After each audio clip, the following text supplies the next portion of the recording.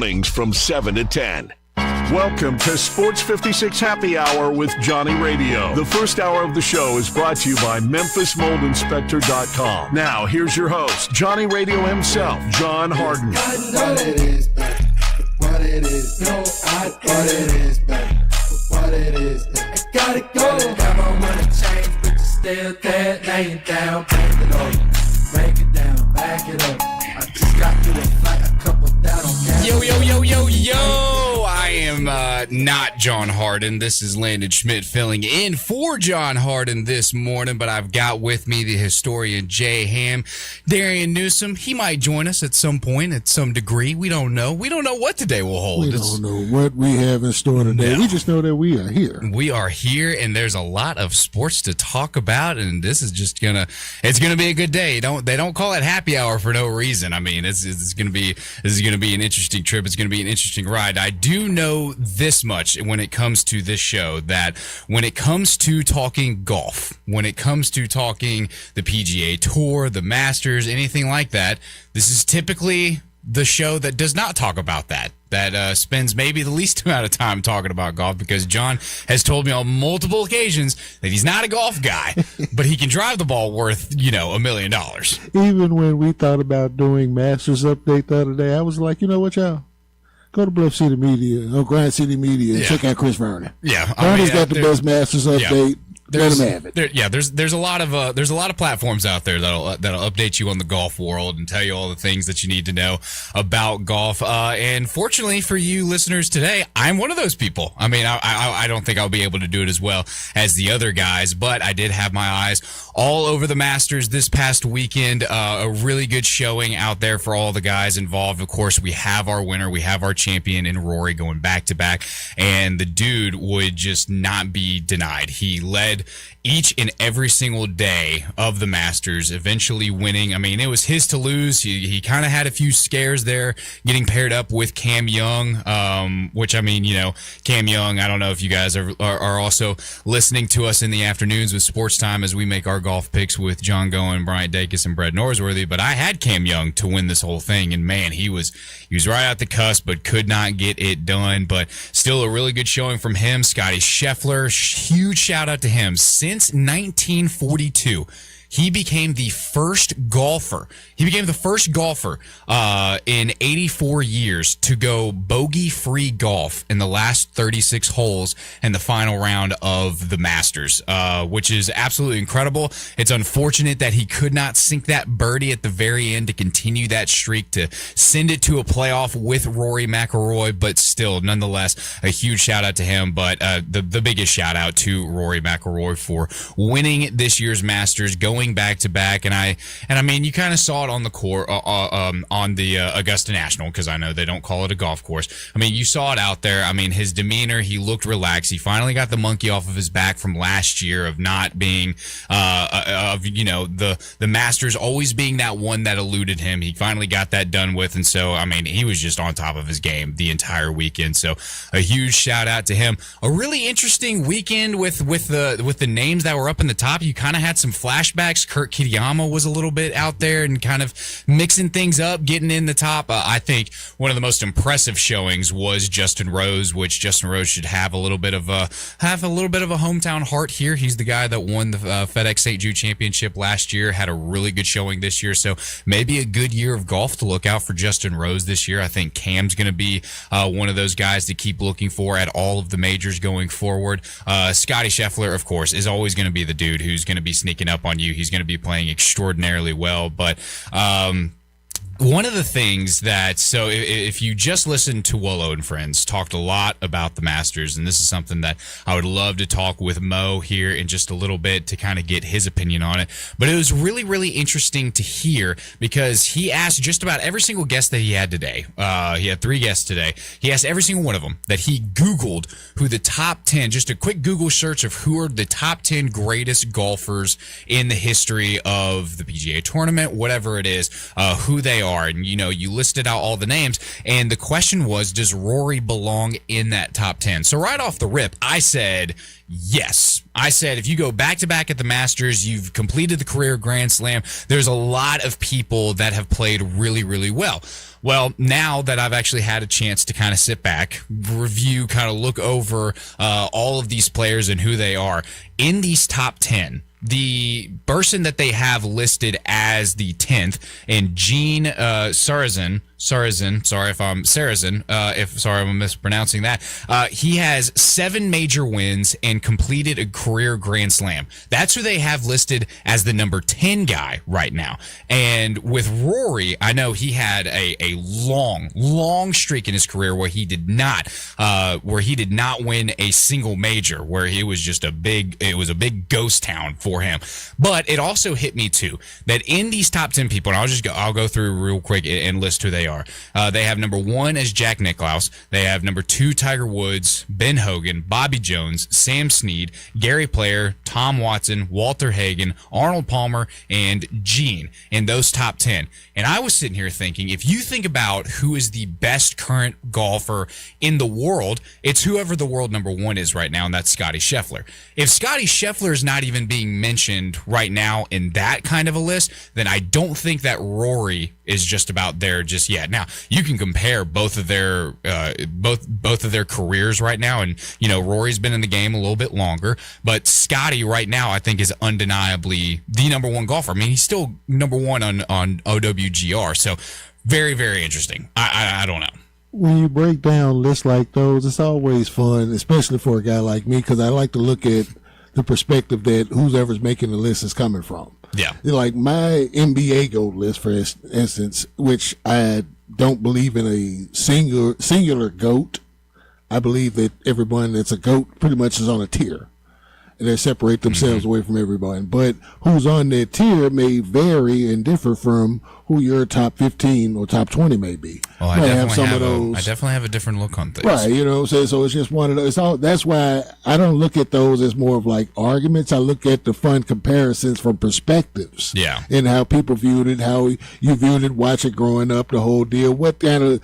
Just, like mine will be different from yours will be different from Greg Gaston's. Right. And so on and so forth. And to that point as well, a lot of it has to deal with like the nostalgia feel. It's who you grew up with. It's who you grew up with. So for me, and this is just true, I could say for a lot of people, I grew up with Tiger being the dominant force in golf, and unequivocally, I mean, the dude was dominant for 20 plus years. I mean, the guy is absolutely phenomenal. That's why he's in the list as number 1 or 2 of all time. I mean, interchangeable, maybe regarded downright as the number 1 golfer who's ever played the sport in Tiger Woods. But that's also like who I grew up with. And so that's also kind of the things is like whatever you grew up with is what you have more of an affinity for. So for me, obviously, and this was actually a little bit before my time, but it's, this really, really minor and basic argument, but it's like the same thing with like current NBA logos. Growing up, one of my favorite games of all time, and maybe you can relate to this, maybe you can't. I had a Sega Dreamcast, and I played NBA 2K like it was the original 2K. Oh my goodness. I played it left and right. It's where I grew up with my favorite team, the Portland Trailblazers, because they were incredible. I can name you their starting 5 at any point. I can name you some of their substitutes that I put on the court at all times. But it was like, that's what I grew up with seeing the way that they played, seeing the courts, the logos, and everything like that. And then you're looking at today's modern day, and it's like, man, everything is so minimalistic. Everything is so basic. Everything's got to be a circle. Everything's got to look like a basketball. Everything's got to be, take away all the fanciness and just let it fly. So not a huge fan of that. That's also why, I'm going to throw this out there too. And I think this is unequivocally a fact. That's why Tobey Maguire is the best Spider-Man. Tobey Maguire is the best Spider-Man. He's the one that really kind of kickstarted superhero movies as they are. Best looking suit, best portrayal of a Spider-Man. Incredible. But it's also who I grew up with. So, of course, I'm going to have a lot of personal bias about all that stuff. But still, with all that being said, to your point, it's going to be heavily involved on people's perspective and what they see. But as far as Rory being a top 10 player of all time, I don't think he's there yet, especially if Scottie's not even being considered for that role just yet. So something to ask Mo Schefter here in a little bit, because I know he's all on the golf stuff too. He's all about the all about the golf game as well. And of course, if you talk to Mo, you have to talk NFL. The man tried to have a golf watch along this weekend, and I don't think anybody tapped in with him. He should have told me. I would have watched it with him. I think, and he kind of threw it out there almost last minute. So it was like, Yeah. no, you got to do that one early. We could have promoted that one for you, Mo. Could have promoted it. Well, never say never. It's not like this was the last major that was going to be played this year. So there's a long golf season ahead of us too. But this is one thing about the Masters that was a little bit different for me this year is kind of like when you talk about Augusta National and you talk about the Masters, it is usually regarded in such like it's almost esteemed as like the holy grail of golf. It's untouchable. Just the way that you mentioned the gallery, Yes. and the fairway, and how not the they're- golf course. No, yeah, not the golf course. It's the Augusta National, and they're not fans; they're patrons. They're and it's patrons, not yeah. the rough. It's the first. What is it? The first chip or something Right. like that. I actually saw a list over the weekend. This is from like late 70s where what the announcers should say versus what they shouldn't say. Right. Oh, and Augusta. it's all esteemed in such this high honor, but still. This year, I felt like there was maybe a little bit of a double standard here. There was, to a degree, leading up to the Masters starting, it almost felt like a UFC event. And the fact of all of these celebrities, all of these, people who have social media influence, we're all out there. I mean, look. Who doesn't love Kevin Hart? Who doesn't love a good comedic segment? But what on earth is he doing out there dressed up in a caddy's thing trying to hit on a par 3 course and then shanks it in the middle of the water? What are all of these celebrities doing out there? And I guess it's to draw more eyes to Augusta National and get the Masters a little bit more exposure, but it's the Masters. It is the pinnacle of what golf is. Well, here's the thing with that. Even prior to the emergence and dominance of Tiger Woods, you had Happy Gilmore. You did have Happy Gilmore. And so, but even he didn't touch Augusta National. They didn't touch Augusta National, but the way that they tried to frame that movie with the gold jacket and the whole deal that way, I get why they did it that way, but it's also fun at the same time where we're looking at that holy grail, and that holy grail is kind of being violated by just normal society stuff that people Really like us that just don't normally take part to. Yeah. This is why they put those lists out of what to say and what not to say. Yes, exactly. So, but it was also interesting to me because what I noticed out there, or what I was told rather by my little brother, shout out Caleb, is that Dude Perfect apparently was able to shoot an all sports golf battle at Augusta National. And look, I love Dude Perfect as much as the next person, but I would think for a golf course, yes, you want to get that exposure out there. Yes, you want to draw eyes to these things, but I don't know how I feel about that. I don't think when it comes to the platform that is Augusta National, that you let it be utilized in that kind of way. I mean, what captures us about this thing, about this golf course, is the fact that it is so beautiful and so untouchable. All of these things in between. I mean, I don't even know. And who better to talk about that with than Darian Newsom, because Darian apparently knows a lot of things and really wanted to call in and talk about all of these things. So Darian, what's up? How are you, gentlemen? I'm doing great. How are you doing? All right, first of all, great Masters Sunday. I'm going to start with the par 3 contest because I just heard you say, why is Kevin Hart there, so on and so forth. Yes, so for us talk to me about old it. heads, I have to defend us old heads because John and I are both not there. This goes back to Bill Murray, sir. He was an original comedian that started hanging around the Masters and giving us the laugh that we needed before things got serious, so to speak. So all Kevin Hart is doing is just kind of, he was passed the baton from great comedians like that. So that's why you saw the whole Kevin Hart deal. I'm not wet. And I'm not just pinning it all on him. I just talked about Okay. I just talked about too how I learned that Dude Perfect shot an all sports golf battle on Augusta National, and I'm sitting here thinking, look, I love Dude Perfect as much as the next person, but I was always under the impression that you leave a place like that alone, and you don't utilize it for those kind of things. Like it's a clean golf course, you use it to golf on, obviously, but then you turn around and you're allowing these guys to shoot a YouTube video on top of it. Where I mean, like I believe they even got rid of blimps, right? Because they only have the drone footage and stuff like that to barely hover above the trees to capture the essence of this beautiful golf course. So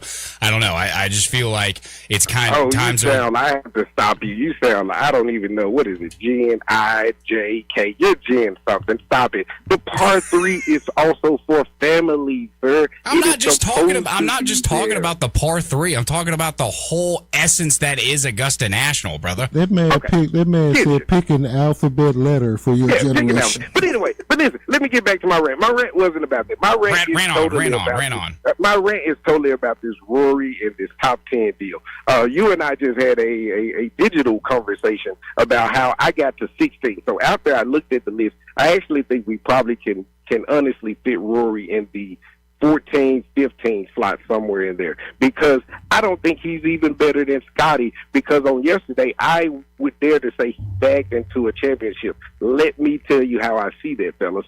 Yesterday over the weekend, Scotty Scheffler became the only player to shoot a bogey-free weekend throughout that tournament. That means no champion had done it. And the reason I say no champion had done it is because you have to be, I guess, lock and step even on that Thursday and Friday, which Scotty wasn't. So if the sun had shined on Scotty in any way, shape, form, or fashion on that Thursday or Friday, well, I think he shot a 74 and I forget his other number, but they were nowhere near what he did over the weekend. He wins that tournament.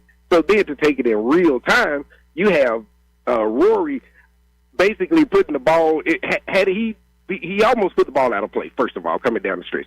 And had he landed that ball in the Magnolias or closer to a tree, he would have definitely dropped another shot, and that would have led to a playoff. That's one.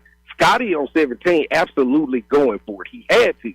So, it almost was kind of like that Tiger shot where the Nike ball showed. That should have been that kind of moment for Scotty. So I agree with Dave Woloshin, or Wolo and Friends. I was listening to him. He said, hey, maybe it was just Rory's time to win. But there were so many opportunities for Scotty to take that event and to have the mental fortitude to shoot what he did on Thursday and Friday, Thursday and Friday, and then come back Saturday and Sunday, bogey-free.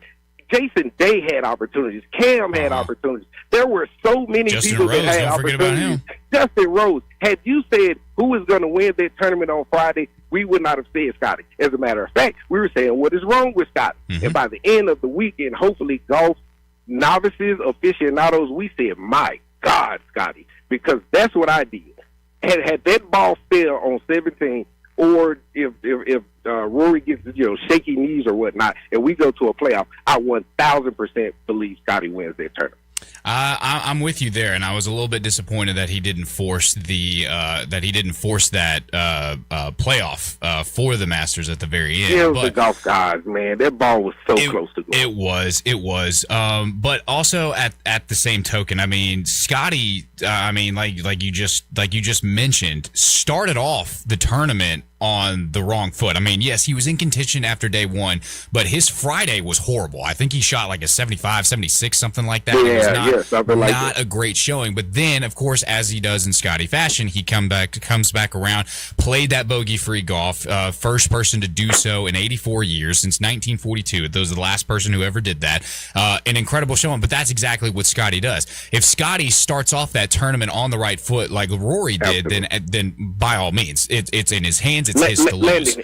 I don't even think he had to start off on the right foot. He needed to start off better because Rory came out of the gate a little bit better. He got to think he finished second, brother.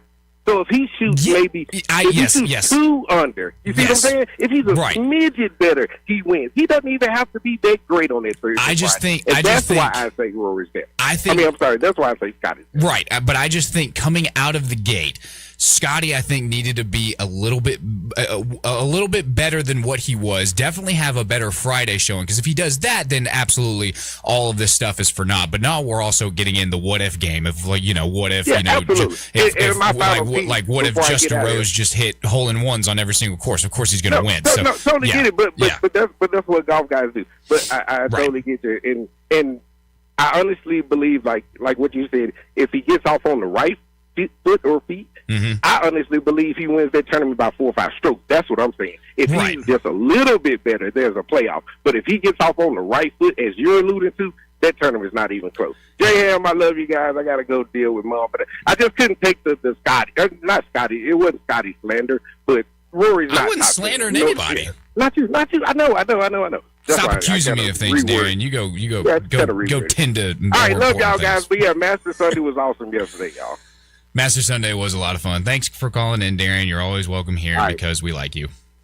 Peace. Love y'all. So yeah, that's Darren. He's usually around. He does a lot of stuff. We like him. He's very nice. But yeah, no. I think I think he's very, very right. I think that tournament kind of gone a bunch of different ways. But at the end of the day, Rory was not going to be denied. He came out of the gate, and I remember. I mean, you were starting off producing for Wollo for me on Friday, and I gave you that stat line of champions that came out and led on the first day, where they ended up. Now, of course, you had Jack Nicklaus, who had his back-to-back in 65, 66, but all of those guys ended T2. I think there was the one anomaly where, man, what was his name? I can't remember. It was some Spanish fellow that finished T14. He was the anomaly. Everybody else finished T2. You had Jack, who finished outright winner. I mean, you start off the tournament looking really good. He carries that all the way through. Rory was just not going to be denied. It was incredible to watch. And before he won last year, what was his drought on majors prior to that? Like 11 years or something like that? It was a long time. I feel like his last major was like early 2010s, like 2013, 14, 15, maybe even there. I don't know. It was a long drought where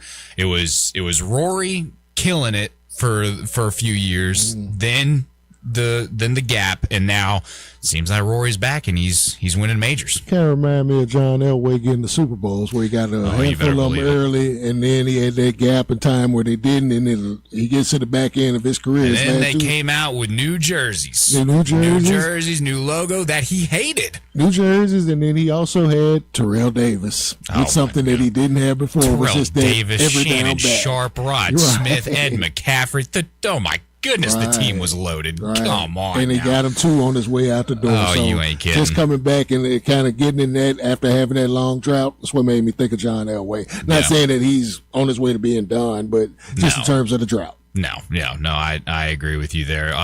But regardless, I think it was a really fun Masters weekend. I thought it was really, really good. I mean, there was I did learn this from Dave at the very tail end of his show, where he was talking about these two guys who on the tour actually got removed, Sergio Perez and Rob McIntyre, for, I guess, bad behavior. Were both removed from the tour. Of course, they weren't really in contention, but I guess they had to leave. And I also heard there was a little soundbite that I found on the Instagrams where, now usually this happens in like other tours, especially the Waste Management Open or Waste Management Championship, whatever it's called, where people will hit a drive and then people will just yell out things. Have you noticed that before, Jay?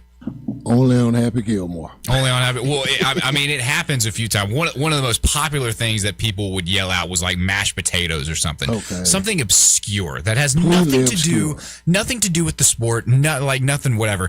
That, of course, is strictly prohibited at the Masters, as it should be in really all golf tournaments. I thought that would probably be a misdemeanor in Augusta National. Yeah, I think it would be. I think he might. So there was this guy there. He's likely going to receive a lifetime ban for doing so. I actually caught the video where he yelled out after somebody hit a drive. He said, "Give me back my son," which, I mean, once again, that doesn't really have anything to do with the sport, but I would imagine he spent the night in jail and will be receiving a lifetime ban. If John Harden didn't make that trip to do that, he paid that guy to do that, because that's one of his favorite obligatory things, just to yell out, "Give me back my son. Give me back my son." Yep, he yelled it just like that. So also one of the more interesting things, but still, Augusta National held to a high regard, a very high standard, as it should be, because it is a tradition unlike any other. We're going to take a break here in Class classic John fashion, we went over our time, but not too far over. I think we're still doing pretty good. We're keeping, as far as we're concerned, it's keeping everything on track. Yeah, we're just trying to keep everything on track. Still got a lot to talk about on the other side. I want to talk to Mo about a little bit of golf things, and then we got to talk about this NFL draft because it is right around the corner. I want to see what his thoughts are on these top 10 people and if there's anybody that we need to keep an eye on that we're really not looking for. But all of that comes your way. Don't go anywhere. You're listening to Sports 56 and 98.5 FM. Join the voice of the Tigers, Dave Woloshin, for Wolo and Friends. Weekday mornings from 10 to 11 here on Sports 56 and 98.5 FM. Unlock your new go-to spot, Codes Dispensary in Steele, Missouri, just over an hour from Memphis. When you're ready for a legal, reliable option for right up the road, explore the full menu of top-shelf products in-store and online. Short on time? Order ahead and cruise through the drive-thru for a quick pickup. Stack rewards while you stock up with Club Codes. Earn points for every dollar spent. Codes Dispensary, now open in Steele, Missouri. Supreme cannabis that's worth the drive. Learn more at CodesDispensary.com. That's CodesDispensary.com. Running a business is hard enough, but cleaning a business? Your time's too valuable for that. You need Hilo Commercial Services, dedicated professional cleaners with 15 years of cleaning experience. Hilo customizes your cleaning needs, and you get the JRD guarantee. We clean until you're satisfied. Shopping center, retail spaces, medical, legal offices, Hilo cleans it all. Visit MrCleanTeam.com. That is MrCleanTeam, MrCleanTeam.com for Hilo Commercial Services. The 2025 Range Rover Sport sits right at the heart of the Land Rover lineup, offering a perfect mix of style, performance, and versatility. Smaller and more agile than a full-size Range Rover, it's a great option for everyone who wants luxury and practicality. Every model comes with 8-speed automatic transmission and all-wheel drive standard. Whether you navigate city streets or tackle rough terrain, Range Rover Sport has you covered. Every drive is powerful and breathtaking. The 2025 Range Rover Sport is the epitome of sporting luxury. Test drive one at Jaguar Land Rover Bluff City. Let me ask you something. I bet it's Central Barbecue related. It is Central Barbecue related. Shoot. You don't want me to ask you a Central Barbecue related question? No, I mean shoot as in go ahead and ask. Oh, you can be very confusing. Ask your question. Which one of Central Barbecue's sauces is your favorite? That's a trick question because, Central Barbecue slogan is smoke is our sauce, so you don't really even need a sauce. Other than smoke, what's your favorite sauce? I can't do. Love them all. Mild, hot, mustard, vinegar, hot vinegar, sweet heat, all of them. And that is how you make a Central Barbecue radio commercial. Nestled in the heart of East Memphis, located corner of Park and Cherry, is a beautiful residential neighborhood. I'm here at Town Village Audubon Park interviewing a new resident, Carolyn. Share with us why you chose Town Village. Well, if your parents or special friends need to make that big move, let me share with you my experience. It was tough for me to leave home, but then I discovered Town Village. I would like to highly recommend Town Village to you and your loved ones. After looking at all the amenities and meeting all the people and staff, I was hooked. From restaurant, bistro, 3 meals per day, housekeeping, transportation, security, health care, physical therapy, exercise room, and even a heated pool and spa. Come see us and make your new home at Town Village. Visit us and call Daniel at Town Village Audubon Park at 901-374-7342. There's no place like home, Town Village. Now, back to Sports 56 Happy Hour with Johnny Radio. This hour brought to you by MemphisMoldInspector.com. Here once again is Johnny Radio. They can't keep Johnny down. They haven't yet built the man. Well, Jay, I know last week I talked a little bit about the UFL and how I seem to still be the only person who's on top of the UFL. Does Mo watch the UFL? Do you know if he's involved in that at all? You know what?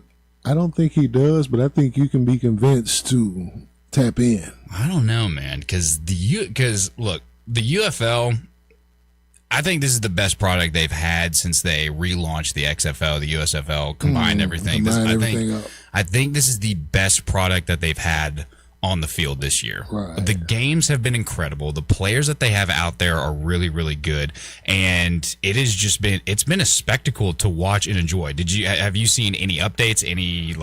Did you catch any highlight reels or anything like that over the weekend? I caught a little bit of the series of the Dallas game on Saturday. Dude, Dallas is good this year. They kind of had a little bit of a drop off. I actually just talked about this on Wolo. I gave them a rust on our precious metals.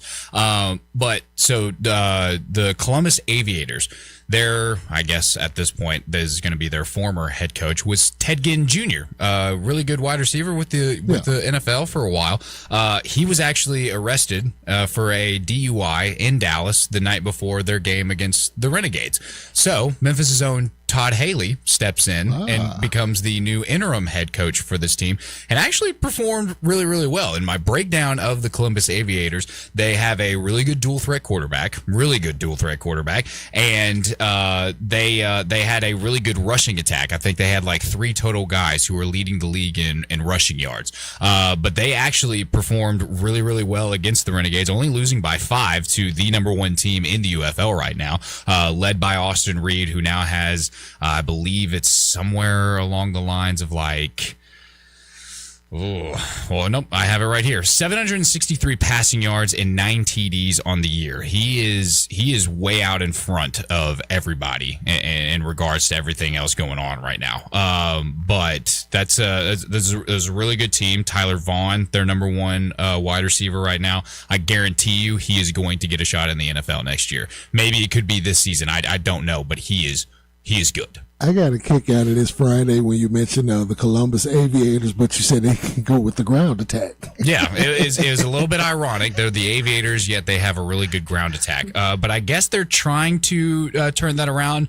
The Aviators led by Jalen McClendon, really good dual threat quarterback there. But he also had himself a great game as well against the Renegades. The other team to keep a lookout for is the Orlando Storm, led by quarterback Jack Plummer, 672 passing yards, 6 TDs. They are the only 2 undefeated teams right now in the UFL. So 2 teams to keep a lookout for sure. And these are Friday and Saturday pretty much, right? Yeah. Friday and Saturday. I think they got a prime time slot on Friday, I'm sure. Yeah, they do. I think it's a 7:00 for us on Fox. On Fox, they usually have a primetime game. I'll be looking out for them. It's just something extra that's out there, and it's something extra to at least keep your eye on. This is true. And as long as it's competitive and it's cool, it's with it. competitive. All right. Tua's brother. Tua Tagovailoa's brother, Taulia Tagovailoa. One that played at Maryland. Mm-hmm. One that played at Maryland. He was in the Arena League football for a little bit. Finally got his opportunity with the Houston Gamblers. Went up against the DC Defenders and got absolutely destroyed in their game. I think it was 45-7. And DC, you knew it was bad when DC opened that game with Deion Jackson, their running back, breaking off for a 60-yard touchdown run to start. Yeah, to kick off the game. And then it did not slow down from there at all. They actually had an incredible defensive performance from Derek Robertson, I'm following this XFL analyst page or whatever that gives you the stat line and everything like this. I did not I'll just preface all this by saying I did not anticipate to be this heavily invested in the UFL this year that I am. Dude, it's football. I love it. That's what I was just about to tap into. You tapping into that in the same way that people look at me funny, but I talk about Unrivaled with women's basketball. I'm like, I love 3-on-3. Then they doing it in full court fashion. It's a faster paced game, and it's like there's no garbage players that are playing in the Unrivaled League. These are the best women's players in the game. Not all of them, but the ones that are there. They're a collection of some of the best. Right. And it's a brand of basketball. I like the Big Three. I like when in the summertime when TBT comes around, I'm watching that. Absolutely. So I can get on board with you and how you're tapping into and investing into this UFL deal. Because clearly basketball is your sport. Yeah. Football is my sport. Right. And I'm all over the football. And I don't mind mind watching an alternative brand of football that's not the NFL, even if it's not football season. It's like, oh, it's cool. It's something. It gives you something. Springtime football, it's got you something on the TV, and the product is looking really, really good this year. It really, really is. But with these guys, with DC, they have that's what I was going to mention was the so back when the NFL, and I've seen so many people have complaints about why did they get rid of this, but when they did the stat line for like a standout player, they would have, like their name up top, then their number, and then their like little stats or whatever of like, Matthew Stafford, 455 yards, 6 TDs, 0 interceptions, and a win or whatever. And it was like that little picture that they would post on their pages. Everybody's like, why are we getting rid of these things? Those look awesome. They told you the whole story. They were really, really, and they were fantastic. So the UFL, XFL, whatever you want to call it, both of these guys, they turn around and they're doing this. And so I saw this with the DC Defenders as one of their the player of the game, the defensive player of the game, absolutely, was Derek Robertson, who recorded 5 tackles, 2 sacks, and 2 tackles for loss in their game. An incredible defensive performance for him, but also when it comes to that style of play and whatever, if you're winning by that big of a dominating fashion, then of course, it's going to look really, really good. And I mentioned this last week too. I'm still trying to get my finger on the pulse of what exactly the Houston Gamblers are all about. I still don't really understand them fully of who exactly they are, what their strengths are. I mean, they just got slapped by the defending champions of the UFL, but it should be interesting. Definitely something to keep an eye on. I don't know if John's going to talk about this more when he comes back or anything like that. We'll find something to gamble on. We'll get John involved. I'm telling you right now, it's going to be interesting to gamble on. I would say going forward. Look, they did. I don't know if they covered that point spread against the Aviators. I can't remember what it was, but the Dallas Renegades are good enough to where if you bet money on them, I would say 9 times out of 10, you're going to get a good payout because that team is really good. It's led by Austin Reed. Tyler Vaughns is incredible. I mean, they have a really, really good team. But more on that later. On the line right now, we've got our man Terry Davis. Now, Terry Davis. He loves himself some Memphis. He talks about the Memphis Tigers. He talks about the Memphis Grizzlies. And there is a lot to talk about when it comes to kind of the season being wrapped up, looking forward to what's going on coming down the pike. So first question for you, Terry Davis. What did you make of the incredible tank-off matchup between the Jazz and the Grizzlies to really kind of conclude and sum up what the Memphis Grizzlies were this season? Man, they lost by 20, and then Dallas won by 20, so that means Memphis moved up 1, so that's great. That's a win. That's a win for us. That's a win. At least you get one more ping pong ball, which is always a good when you're in a lottery. Yeah, it absolutely is. So now, if you could dream with me for just a second, because we saw something that a lot of people like to put on their conspiracy hats and say, okay, this is not exactly normal. This is not exactly, we didn't see this coming. But last year, the Dallas Mavericks somehow winning the lottery, getting that number 1 pick. Let's just say, and let's just dream for a second, that the Memphis Grizzlies get in that slot and somehow, some way get themselves in the position to be the number 1 pick. Who do you like for the Grizzlies to target, and what is their biggest need heading into next year? It's one of those depends things. But first of all, against the lottery, what you need to do, Memphis needs to be rooted against Orlando. You need Orlando to lose the first game and then lose the second game, and Memphis get 2 lottery shots at first prize. But with the long, you want Cam Boozer to change his mind to look, I'm going to the draft, and hopefully you get him, because he fits in perfect what Memphis how they run and how they run the organization. That's what you want. Yeah, well, Terry, we might have to reconnect with you here in just a second. It's getting to come along really, really robotic here, so I really want to hear what you were saying, but it's a little bit difficult, so we might need to reconnect with you here in just a second. Unless you've found a new place. I don't know if you're standing in a dead zone or something like that, but I'm just in the bottom of the FedEx Forum. Oh, well, perfect. Well, wherever you are, stay right there, because now I can hear you. Now I can hear you plain as day. But no, I agree with you. I agree with you there. When it comes to where the Grizzlies are in the draft heading into next year, obviously, there's a lot up in the air when it comes to do the Grizzlies keep Ja for a little bit more? Do they move on from him? Obviously, if they move on, you need gone. that. Just stop it. He's gone. He's gone. Man, okay, so him being gone, that point guard position needs to be filled. Who are you looking at? You can get Acuff. Okay, I'm glad you said that because I was right there with you. I was going to think Acuff. I think if you did get that number one pick, or are you looking at an AJ DeBonza? Are you looking at a Darian Peterson? You don't look at Peterson because that dude, I think that's just wrong with him. But if you can get AJ DeBonza, or if Boozer's in the draft, do him or Acuff. But I would not go with that guy Peterson. Something just not right with him, and I would not take any chances with him. Okay, yeah, I think that's fair, absolutely. But so with the Grizzlies, obviously the biggest thing that hurt them this year, besides the fact that they just had no players all year long, was also the fact that they did not have a big. Is there any bigs coming out of this year from college that you have been maybe keeping an eye on, or maybe that the Grizzlies should be looking at? No, because of the way of college basketball and basketball in general has been doing, bigs really have not been developed.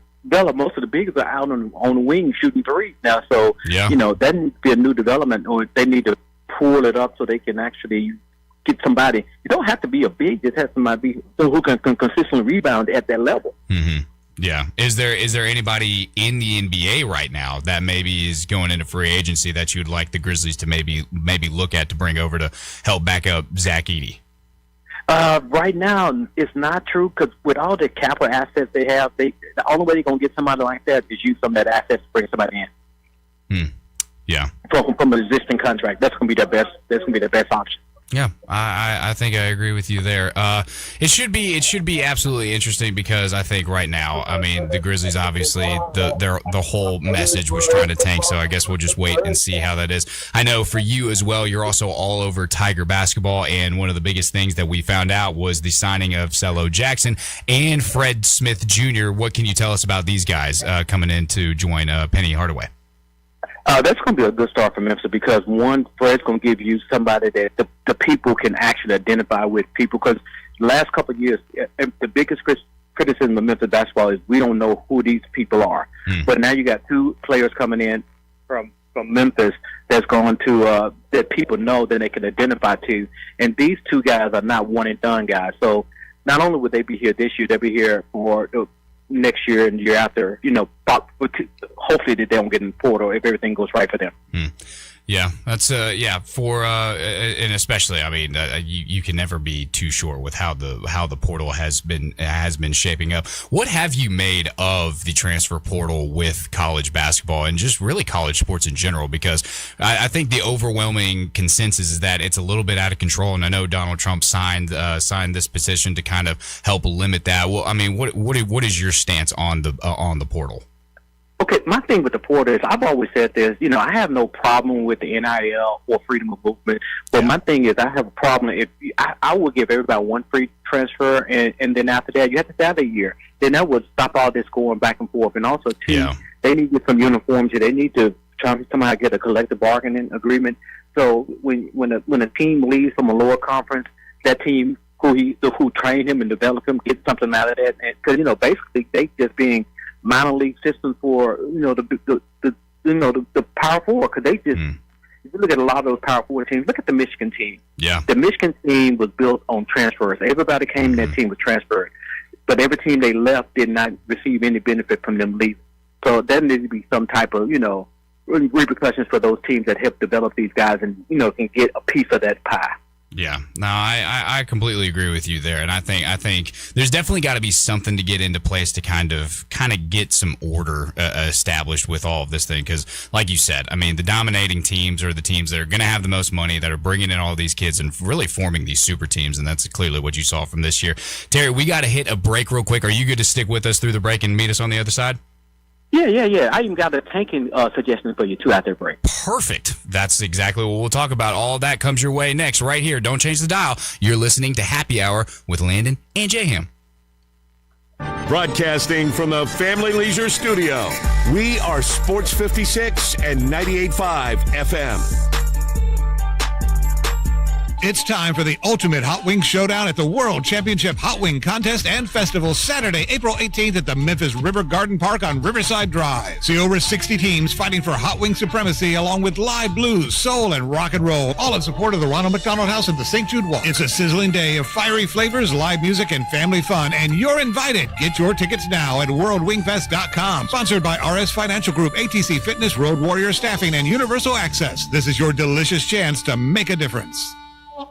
Take your basketball skills to the next level at Shoot 360 Memphis. Shoot 360 is a revolutionary basketball training facility that combines cutting-edge technology with gamification and provides instant, objective feedback with hands-on, one-on-one expert coaching. And now, introducing Shoot 360 Cordova, a newly renovated 50,000 square foot facility with 2 NBA regulation-sized courts, 3 high school-sized courts, and 4 shooting bays with Shoot 360 technology. Memberships are now on a monthly basis. And yes, you can become a member at both locations. Whether you're an aspiring young talent, NBA player, or looking for a unique workout, all skill levels are welcome at Shoot 360 Memphis to learn proper shooting and passing techniques, improve fundamentals, and gain a competitive edge while having fun. Shoot 360 Memphis, now in Cordova and Collierville. Call them today at 901-779-3176. That's 901-779-3176. The future of basketball training is here. Shoot 360 Memphis. Is your wife asking you to stop eating junk food? Well, we have you covered at Humdinger's. It's quick and it's healthy, and most important, it tastes amazing. With many choices from salmon salad to rainbow trout and grilled asparagus. Come visit us for lunch at Humdinger's, 6300 Poplar Avenue. So good, Coach Penny eats with us weekly. Don't forget, Humdinger's offers full-service catering for weddings, social events, or your corporate lunches. You can call 901-260-8292 to find out more. Tito's Handmade Vodka is America's favorite vodka for a reason. From the first legal distillery in Texas, Tito's is 6 times distilled till it's just right and naturally gluten-free, making it a high-quality spirit that mixes with just about anything. From the smoothest martinis to the best Bloody Marys, Tito's is known for giving back, teaming up with nonprofits to serve its communities and do good for dogs. Make your next cocktail with Tito's. Distilled and bottled by 5th Generation Incorporated, Austin, Texas. 40% alcohol by volume. Savor responsibly. Hi, this is Troy Fiveash, owner of Fiveash Roof Services. Do you know what Penny Hardaway and I have in common? We should both be in that building celebrating the best basketball players of all time. Of course, I'll have to buy a ticket to get in, but he should already be there. But seriously, we both surround ourselves with the best people we can find. We work hard to achieve our goals, and we are both among the best in our respective fields. At Fiveash, we can't win titles or get national awards, but what we can and do strive to do is give 100% of ourselves to give you the best product possible and one you can be proud of. So if you need a roof, siding, or gutters, give us a call at 901-367-0050, and we will do everything we can to provide you the best of everything. Fiveash Roofing. Fair, honest, and ethical. 367-0050 or memphisroofer.com. 367-0050 or memphisroofer.com. Fiveash Roofing, it's what we do. We're here for you. Hi, I'm Ryan Saharovich, a proud partner with NST Injury Attorneys. For over 35 years, we've been fighting for Memphis families after serious accidents when insurance companies are trying to pay as little as possible. If you've been injured, the call is free, and you don't pay unless we win. NST is the way to go. Call 68370. NST is the way to go. Call 683-7000 or visit nstlaw.com. Now, back to Sports 56 Happy Hour with Johnny Radio. This hour brought to you by MemphisMoldInspector.com. Here once again is Johnny Radio.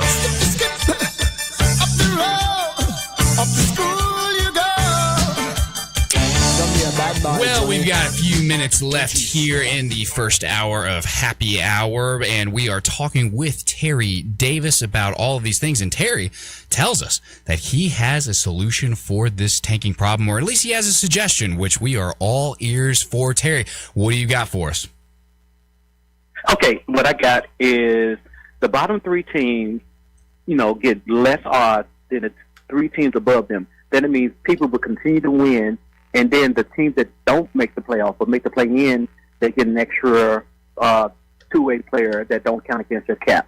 So that incentivizes you to get to play in and get an extra player, you can develop.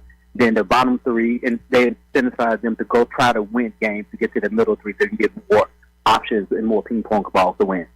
Because the ones below that get lower odds than the top odds, than the ones that's not there. Yeah, I agree with that because I think obviously right now, obviously the huge problem with tanking is that really from basically this entire year is that you witnessed a third of the NBA teams immediately say, well, we're not going to make it to the playoffs. So now let's start, playing all these bad players. I mean, the Grizzlies, for example, had an NBA record of starting more than 25 different guys as their starting roster this year, which I don't think is a record that anybody should strive for or should strive to break because it's a terrible product on the field. I mean, you looked at who the starting five were for the Grizzlies against the Jazz, and in these past few games, you can't really name anybody who's on the court right now, and nobody wants to go pay and see those kind of players. So any kind of incentive that is out there that forces teams to drive to want to win more, like you were saying, I mean, you really can't go wrong with any of that kind of stuff, right? Exactly, because some teams started tanking even before the All-Star break, even before they were eliminated from playoffs. They just said, look, let's just try to lose, and try to get the best player in the draft. And even though this draft is coming up, it's really, really deep, and you really don't have to tank this year because you can get somebody decent at the number 12 and number 16 pick because that's how deep this draft is this year, potentially. So this is not the year you should be tanking because, one, it's not a number one stopper in there, but you got a bunch of good, consistent players in this draft, which is going to make it less tank worthy. Yeah, no, I absolutely agree with you there. So anything that we can do, I'm sure the NBA is listening and they're taking down notes and jotting down everything that you just said. So we're definitely going to give you credit here that you said it first on Happy Hour because we need to give you credit there. So with the NBA playoffs coming up right around the bend, who do you like for the West? San Antonio. I've been saying all year that Oklahoma City is not going to compete. Between San Antonio and Denver, I put them in the conference finals, and hopefully San Antonio can get a ring because I like Wentz. Yeah, I mean, look, if you've got a team that's basically got OKC's number and they've had it all year long, it's kind of hard to bet against a team like that. What about the East? Anybody but Boston. Okay. Well, I don't know how much that is shared here because I think Boston's had one incredible year, one that I don't think anybody was anticipating. But always, Terry, it's a joy talking with you. I know it was a little bit shorter today, but man, coming with that knowledge, talking about all that kind of stuff, we love having you. So you have a good one. All right. Anytime, my brother. Talk to you later. Absolutely. That's our man, Terry Davis, talking about all things with the Grizzlies. I mean, look, the fact of the matter is that obviously tanking, huge issue, huge problem, and something needs to be done about it. I mean, the NBA at certain points throughout the season tried with fines and tried to do something to punish these teams who are outright doing stuff that just, went against everything the NBA stands for. But I've also heard a lot of our texters, I've also heard a lot of people basically say the NBA right now, the product on the court, outside of some of those teams, like the teams that are in the playoffs right now, the product is just not good. It's not good on the court right now. It's not good because people are not geared to win. I mean, we have a season where 8 teams finished with 55 or more losses. Never been done. Never been done to this year. It never should be done. Never should be done. But like TD said, you had teams that were pretty much tapped out and giving up and just in tank mode before the All-Star break. Before the All-Star break, which is insane. I mean, you have all of these All-Star players, you have all of these starters that are sitting out because they're just like, well, season's a bust. We're just going to go away with it. It's honestly a deeper rooted problem, but we have to get to it a whole nother time. We will. And maybe we'll do that on the other side. Don't you dare touch that dial. You're listening to Sports 56, 98.5 FM. Let Bryant Dacus and Brett Norsworthy take you home every afternoon. Sports Time on Sports 56. Weekdays from 3 to 6 here on Sports 56 and 98.5 FM. Old Dominick Distillery is pure Memphis spirit.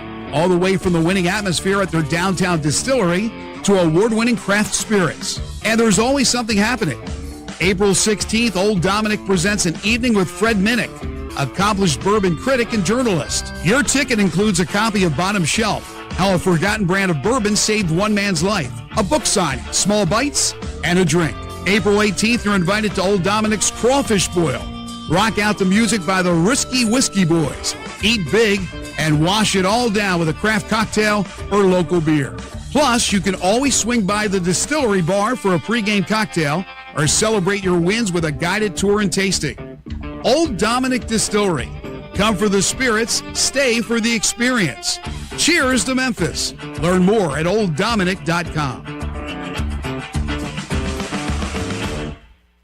In case you haven't noticed, things are hopping in downtown Memphis. Spring is in the air and people are out on the streets, and one of the best places to be downtown right now is Bell Tavern, Memphis's perfect downtown neighborhood bar. And while Bell Tavern is renowned for its ice-cold beer, signature cocktails, and genuinely friendly staff, you can also get a tasty meal there. Nothing fancy, just the kind of pub grub you expect to find in a place like Bell Tavern. The thing about Bell Tavern is, it's an oasis that always delivers.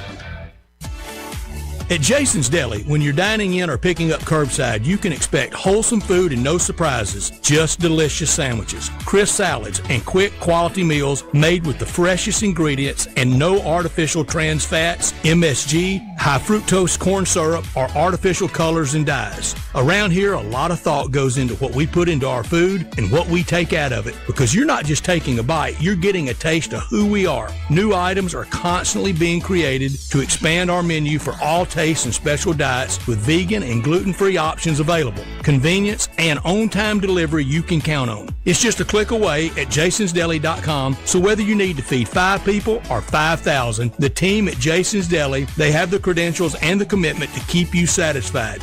Freshness is nearby at Jason's Deli with locations at Ridgeway in the Park Place Center, Poplar and Highland, Germantown Road in Cordova, and on Goodman Road in Olive Branch. Jason's Deli. It's wholesome food and no surprises.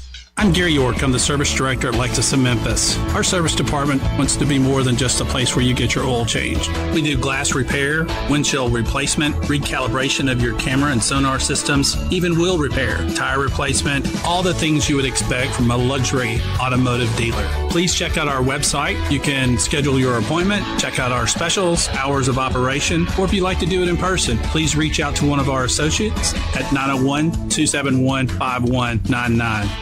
The NBA playoffs are here, and DraftKings Sportsbook, an official sports betting partner of the NBA, boosts every game day the whole postseason. Playoff stars turn it up round by round, and DraftKings turns it up too, with a profit boost available every single game day from the first round all the way to the finals. New Sportsbook customers, bet just $5, and if your bet wins, you'll get $300 in bonus bets instantly. Download the DraftKings Sportsbook app and use code HERD so you're ready for the moment. That's code HERD. Turn $5 into $300 in bonus bets if your bet wins. In partnership with DraftKings, the crown is yours. Gambling problem? Call 1-800-GAMBLER or 1-800-MY-RESET. New York, called 877-8-HOPE-NY or text HOPE-NY. Connecticut, called 888-789-7777 or visit ccpg.org. On behalf of Boot Hill Casino in Kansas, wager tax pass-through may apply in Illinois. 21 and over in most states, void in Ontario. Restrictions apply. Bet must win to receive bonus bets which expire in 7 days. Minimum odds required. For additional terms and responsible gaming resources, see dkng.co/audio. Limited time offer.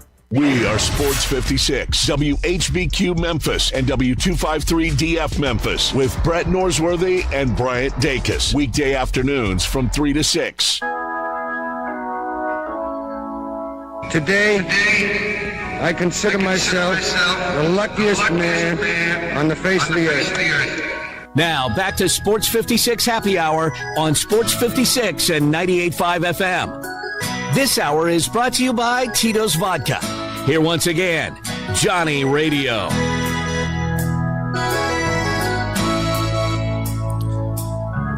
know, that song, or this song that's playing right now, it reminds me of those commercials for like people who are dealing with like joint problems or that are like hurting to some degree. It's like, you know, my elbow joint was killing me, but with whatever drug or whatever, it's feeling better than ever. Side effects include nausea, headache, drowsiness, a little bit of dreariness or whatever, but my elbow feels great.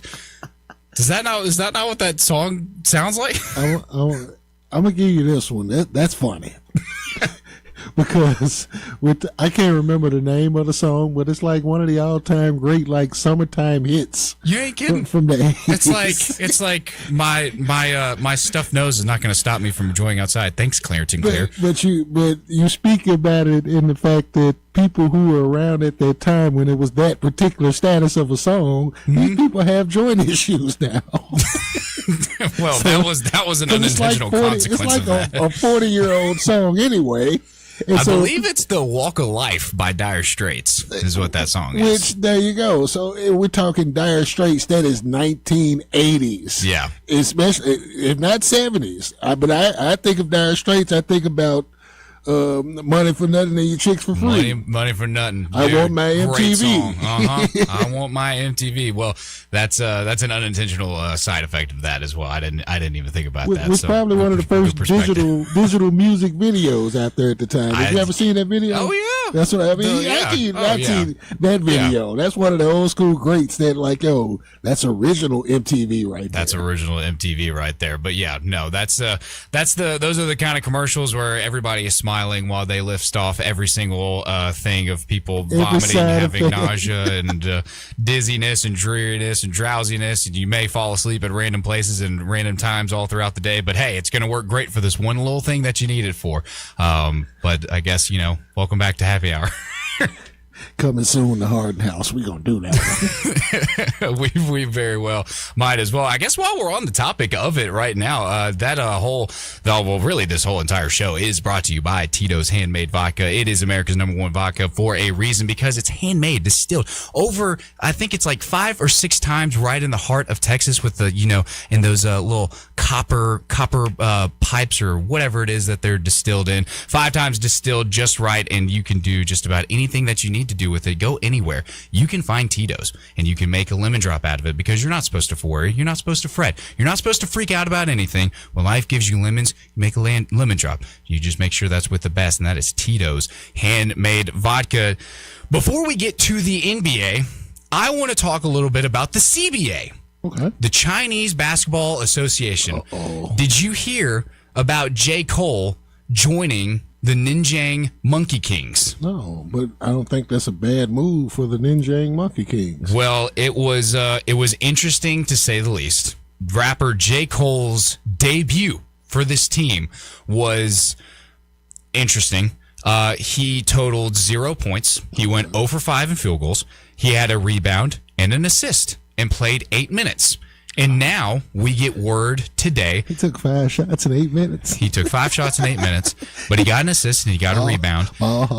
And now we have word that the Monkey Kings have officially waived J. Cole. Yeah, you can't come out there in 8 minutes and take 5 shots, 1 assist. Did you foul anybody, J. Cole? I mean, geez. I don't know if he played any defense. He had 0 blocks, 0 steals, 0 steals, and 0 points. So the Nanjing Monkey Kings are now without well-renowned rapper J. Cole at the helm. So Master P had a better run with the Raptors. Yeah. Well, I mean, props to him for at least going out and Yeah. trying. He tried to chase the dream. Language Unfortunately, barrier. He probably didn't understand offense. one of my favorite things, because you know when somebody like popular or something goes out and tries for like the NBA or whatever, that one of the top funny comments is like, "Get ready to learn Chinese, buddy," because they're about to send you overseas to play in the CBA. Well, he skipped a step and went to China.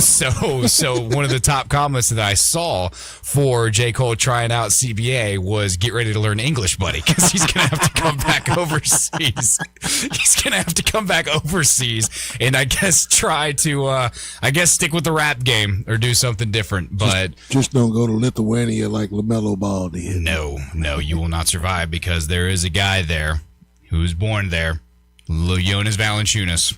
My favorite beard in the game, my favorite basketball player in the game. And as you so gracefully mentioned to me, for the first time in his career, he is not playing in a play-in NBA playoff This is history, game. because he was a part of every He was one of the greatest play-in players of all time. Although I did see the stat this morning that Trae Young is the play-in points total leader. Well, now he is. Right. Now he is. Because Jonas has graduated from such trivial things and is now on to bigger and brighter things. So while we have switched the conversation over, who better to talk about the NBA playoffs than the historian with my man Jay Ham here. The playoffs are set. It's going to look really, really interesting. So let's first start off over in the East. You've got the Charlotte Hornets, which the Charlotte Hornets right now have got got a really good duo. Statistically speaking, with Con Knippel and LaMelo Ball, they both have become, I guess, the modern-day Splash Brothers because both of them respectively hit over 273 pointers this year. Con Knippel beat him out by one. I think he had 273. LaMelo Ball had 272. Matching the Splash Brothers, the only duo that they did it twice. Yeah, only other duo to do it. I don't think the term Splash Brothers needs to apply to them just yet. I don't think that because look, there's a yes, statistically speaking, it's there, but I think, vibe and swag style there, it's there with LaMelo. Don't know if it's there yet for Con Knippel. I don't want to judge them too harshly though. Yeah, create their own moniker for that one. Yeah, because I think they can come up with something. I mean, because LaMelo will go down as one of the great 3-ball shooters, and I think Con. Oh, I think so. If he doesn't catch Steph, he's going to catch Clay. Yeah, I think so. I mean, it's just a matter of getting the reps up. Yeah, with him, because this dude can flat out shoot the basketball anywhere on the floor. Is LaMelo's shooting style interesting to you? Because it looks like the dude doesn't jump at all. He really doesn't. It looks like he just kind of shuffles his feet forward and launches it and just drains in. It is where we're taught to shoot the basketball with our legs. Yeah. And he really doesn't. He's kind of more of a spring thing, and he shoots it with his arms and his wrist rotation. Really but he's got a good jumper. But like I said, it's interesting, but he doesn't shoot a textbook jumper at all. No, not at all. it actually, and dude, just real quickly to go back to golf, I mean, that's one of the things that I'm like, seeing Cam Young hit the golf ball gives me like a little bit of angst because I don't know if you've watched him hit the ball. What he does is he loads up for his swing and he pauses at the top and then he goes down and hits it rather than it being one smooth swing. A clean version of what Charles Barkley does. Kind of. Because Charles is kind of herky-jerky with it. He gets to the top. Yeah. But like he goes there and it looks like he's like, oh yeah, I got to hit this thing. But let me make sure I'm doing it right. And then he comes through and hits. I don't know. It works for him, clearly. He plays T3 in the Masters. When they're at their professional level and they perfected it to where they want it and it works, they just go with it. You really can't argue. You really can't argue with the results that the guy is showing. But, that's one of those things. It's to each their own. But looking at the Hornets, they will be playing against the Miami Heat in the play-in for the first round of the Eastern Conference. Who do you like here? Who do you like between the Hornets and the Heat? I don't like the trajectory that the Heat have been on because Bam had made a point. I'm tired of playing in the play-in. Well, why don't you just score 83 points every night? And because it'll gas him out, and he'll be like James Harden in game 6 or 7 out here. He won't have no energy when it comes to the end. Yeah, true. But that whole Miami Heat culture thing that they go by, which is really get people in the gym, work the hell out of them for 5 hours a day, even if they're like the most marginally talented, best talented players, they get the most out of those. But ultimately, this is the end result.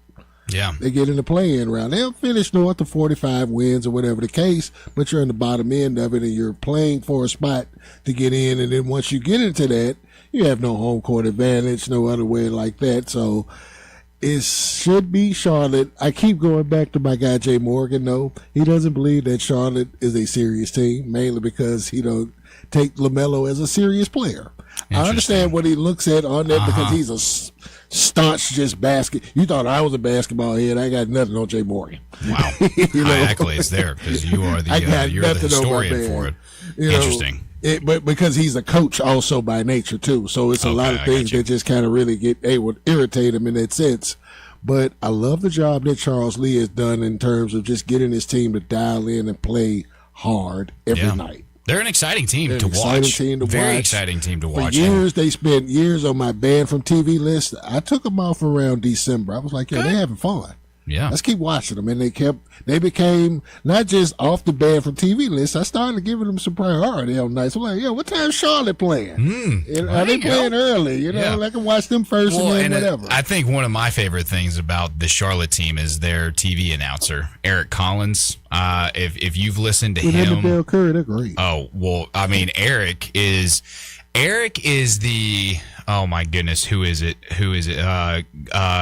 He's a college football announcer, Gus Johnson. Yeah. He is that equivalent. He's the dude who loses his mind and gets hyped over awesome plays. Right. They called, I think, the Friday game on Prime between the Cavs and the Hawks. Yeah. They were doing the Prime coverage, those two, and everything that you just said, the energy. It was like, the game was a blowout. Oh, it was but incredible. I stayed with the game because it was great energy. Oh, yeah, because LaMelo jumps up and he's like, LaMelo!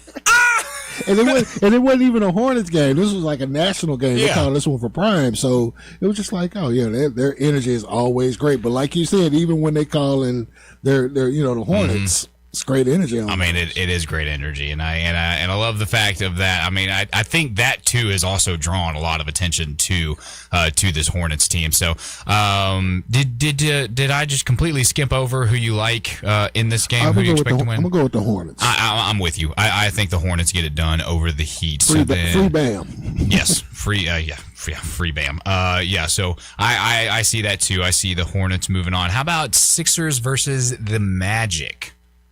I'm going to go ahead and just pull the plug on the Magic, free Jamal Mosley. It's time for him to get out of there. It's just not going to work. They probably will have a few personnel changes in Orlando, although salute to Desmond Bain playing all 82. Got out of Memphis and found out that you can not be injured. Yeah. Not that he was injured while he was here, but he was one of the few that didn't. But you also, and this is something huge that I will live or die by, and is the fact that you look at Desmond and he's not built like a normal basketball player. Very true. Dude's got a shoulder routine that I got to get his workout from him so that I can implement it too to get those size shoulders. But the fact of the matter is that Desmond Bain is a big boy. He goes into the gym and it shows, and he's going to be protected on the court because you have muscle to protect you from the falls, from the contact, from everything else in between.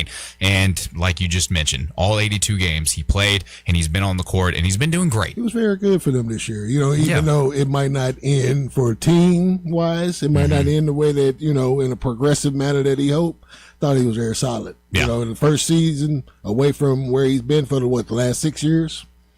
Yeah, 5-6 years or so. Yeah, he did solid, man. Yeah, I'm exactly with you there. So you got the Sixers moving on over the Magic. Okay, I don't disagree with you there. How about this? Is something that I've been meaning to ask all the basketball guests that I have the honor of talking to, and that is the Raptors. I feel like they're a very under the radar team that not a lot of people have been focusing on, but have been sneakily good this year. The Raptors and Cavaliers. I mean, obviously, I think the heavy favorite is the Cavaliers. You got the Harden, you've got the Beard, you've got Donovan Mitchell still out there doing things. I think they're a proven team that's going to make a good run. But what about the Raptors? I want to give them a game or two in this series, but I don't think that they'll win the series because of everything that you just said. They're young, they're building up. Scotty Barnes, in my opinion, probably the slept-on candidate for Defensive Player of the Year. Yeah. He's that good on that end. And just a complete all-around player. Brandon Ingram is back being Brandon Ingram, not injured, scoring the basketball. Got a lot of young dudes around him, too. They got my man that was at Houston a couple years ago, the point guard.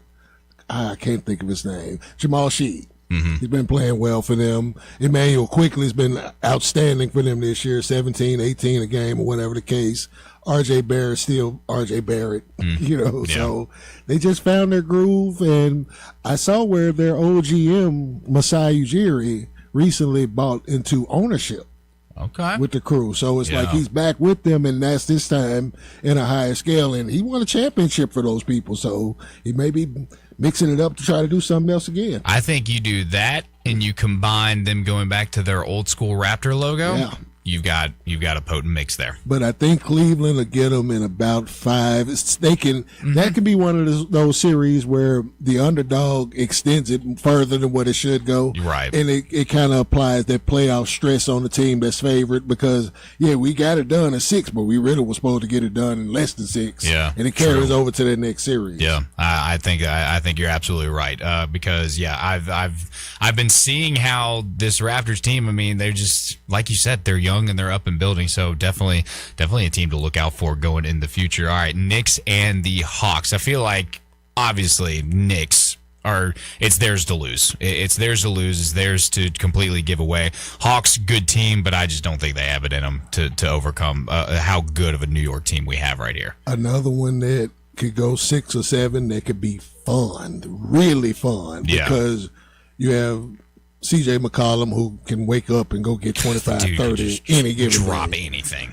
And with Nickeil Walker-Alexander, who will be the most improved player this year, for him to go from 9 points a game to a solid 20 to double his point total per game, that's just. And then the best player on this squad is Jalen Johnson, all the way around.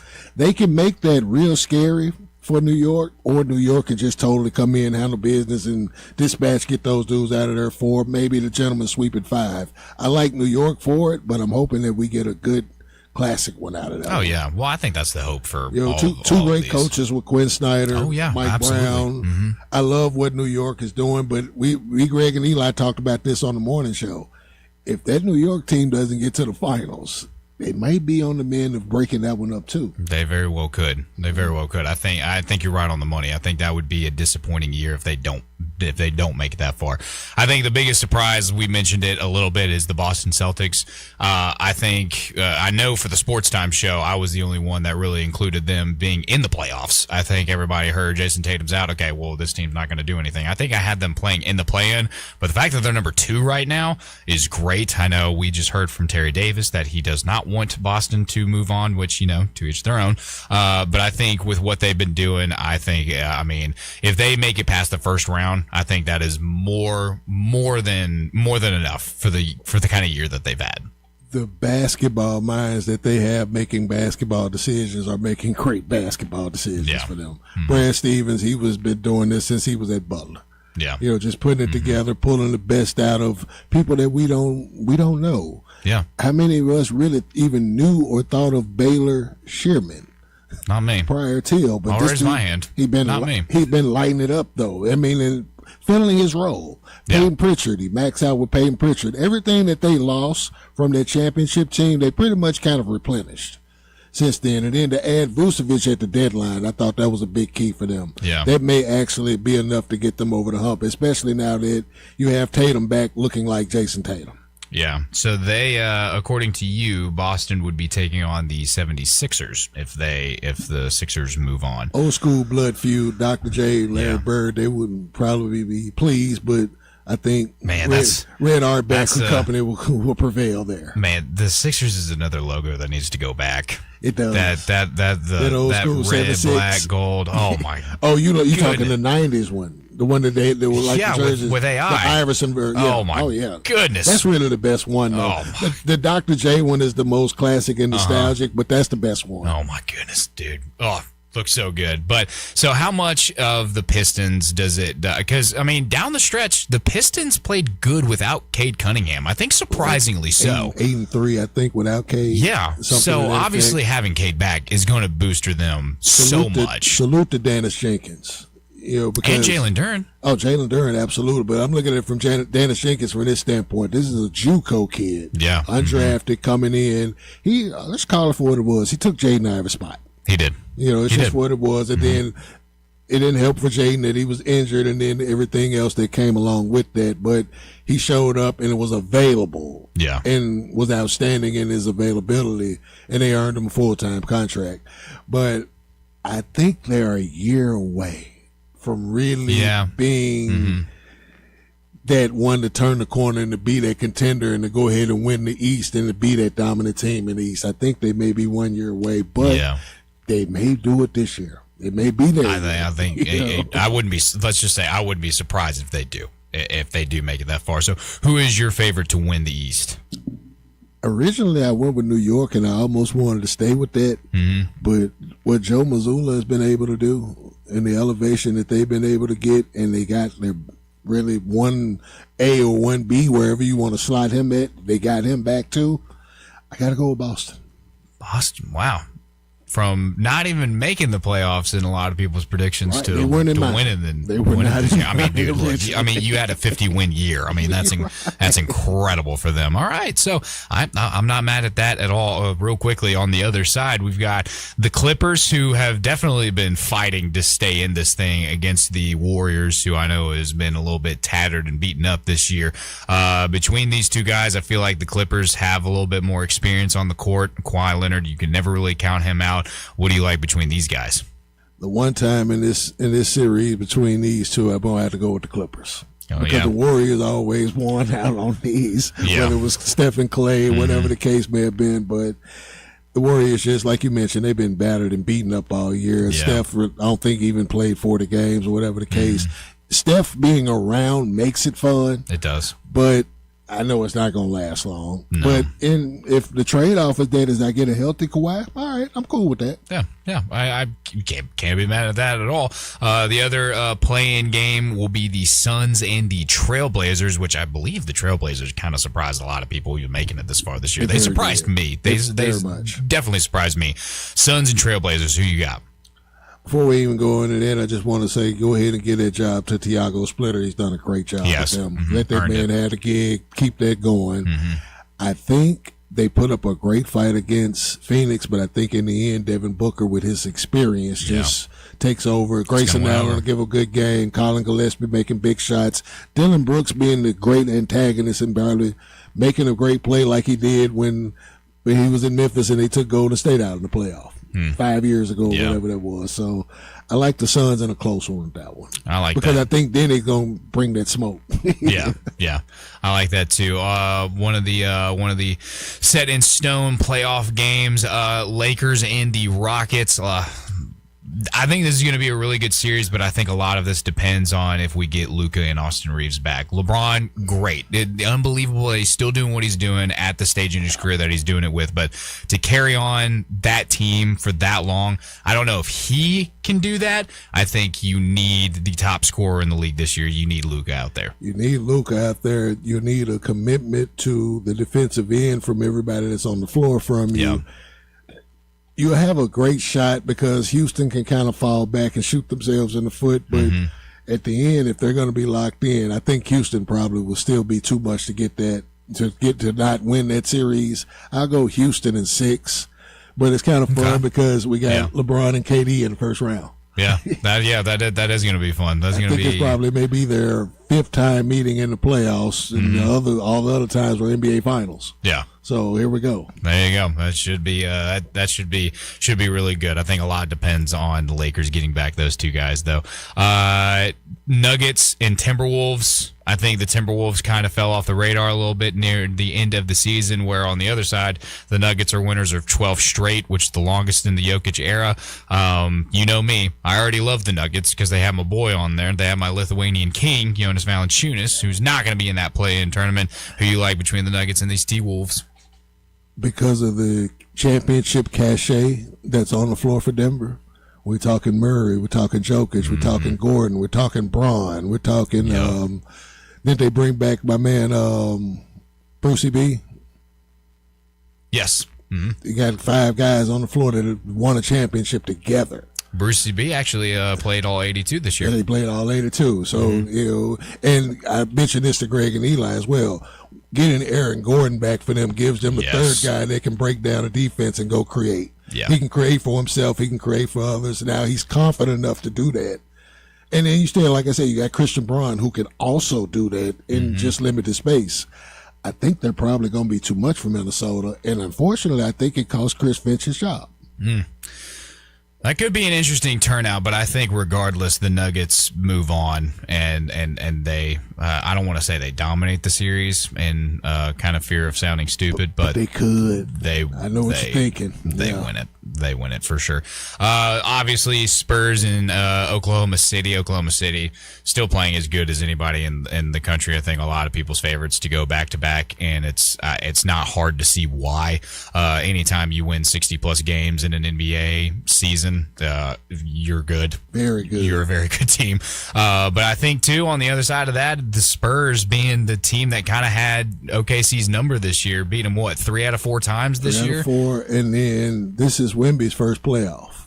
Yeah. The only somebody that I can think of that got it right from a superstar standpoint on their very first playoff was Magic. Yeah. And he had a lot of help around him. He did have a lot of help now, around Wemby's got a lot of help around him, and he's got, like you mentioned, a team that won 60 games.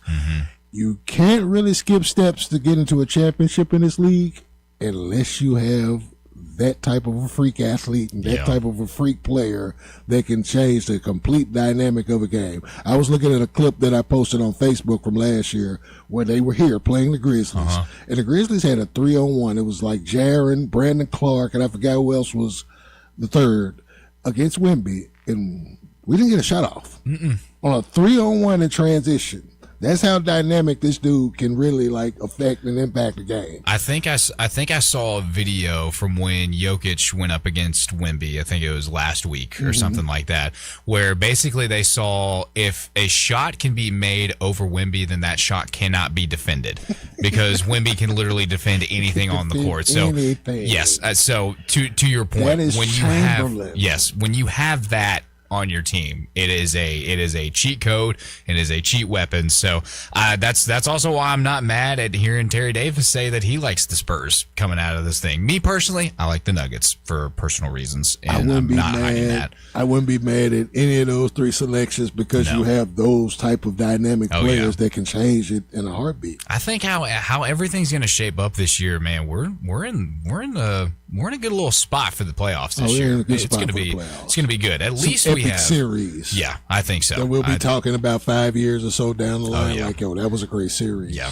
this is definitely the one to keep an eye on. But well, there you have it. There's the historians' breakdown of the NBA playoffs this year. And I gave it to y'all. I gave it to y'all earlier because we're doing this again tomorrow. YouTube.com/94 Feet of Life at 8:00. Yeah, you better believe it. Tune into that. But also, you better not leave this dial. You better not change the station because on the other side, we're going to be talking a lot of NFL. We're going to get Mo Schefter's thoughts on golf and the Masters and everything in between. Don't go anywhere. You're listening to Sports 56, 98.5 FM. Sports 56 and 98.5 FM. Available locally on your radio dial as well as around the world online at sports56whbq.com. Take us with you everywhere by downloading the Sports 56 app. And at home, just say, Alexa, play Sports 56. Wherever you are, it's easy to stay tuned to Sports 56 and 98.5 FM. Looking for sports in all the wrong places? Try the Owner's Box Sports Bar and Grill in Lakeland's Town Square. Fun, exciting, friendly, and comfortable with wall-to-wall TVs. 24 taps for all your beers, including $3 domestic and $5 craft pints on Mondays. Monday through Friday, 3 to 6 happy hour. Music bingo Tuesdays. Daily specials and online ordering. The Owner's Box Sports Bar and Grill in Lakeland's Town Square. Highway 70. Check Facebook for daily specials and weekend music at the Owner's Box. The 2025 Range Rover Sport sits right at the heart of the Land Rover lineup, offering a perfect mix of style, performance, and versatility. Smaller and more agile than a full-size Range Rover, it's a great option for everyone who wants luxury and practicality. Every model comes with 8-speed automatic transmission and all-wheel drive standard. Whether you navigate city streets or tackle rough terrain, Range Rover Sport has you covered. Every drive is powerful and breathtaking. The 2025 Range Rover Sport is the epitome of sporting luxury. Test drive one at Jaguar Land Rover Bluff City. Finding great candidates to hire can be like, well, trying to find a needle in a haystack, but not with ZipRecruiter. Its powerful technology actively finds and invites qualified candidates to apply to your job. So while other companies might deliver a lot of hay, ZipRecruiter finds you the needle in the haystack. See why 4 out of 5 employers who post a job on ZipRecruiter get a quality candidate within the first day. Try ZipRecruiter for free at ZipRecruiter.com/free. That's ZipRecruiter.com/free. ZipRecruiter. Memphis is a love song to soul and style. With the full suite of sought-after designers, brilliant natural diamonds, an elegant bar, luxury VIP lounge, and more, a trip to our store is an experience like no other. Just like the city we love. Stop by any of our stores or visit Sissy'sLogCabin.com and experience Sissy's for yourself. Memphis is our home, and we're your jeweler. Sissy's Log Cabin, because life's too short for ordinary jewelry. A long life is wonderful, but it comes with changes as you age. So when you're ready to change your home, Town Village Audubon Park is the perfect choice. Incredible location, amazing amenities, including a pool, all-inclusive dining, and on-site medical care so you can age in place. Monthly rental with no buy-in lets you make current choices. Apartments include full kitchen, washer and dryer, bi-weekly housekeeping, and all basic utilities. Landscape courtyards make it easy to get sunshine and and fresh air. Gated parking keeps you ready to go. And the Town Village Dog Park keeps your fur baby close by your side. Hi, I'm Max. My wife Jean and I moved into Town Village Audubon Park 18 months ago. It's the best decision we ever made. We have made friends here and take part in lots of social activities. It's a comfortable life. So if you're thinking of making a change, come see me and Town Village Audubon Park. I think you'll like it as much as we do, and look, new friends. Now back to Sports 56 Happy Hour with Johnny Radio. This hour brought to you by MemphisMoldInspector.com. Here once again is Johnny Radio.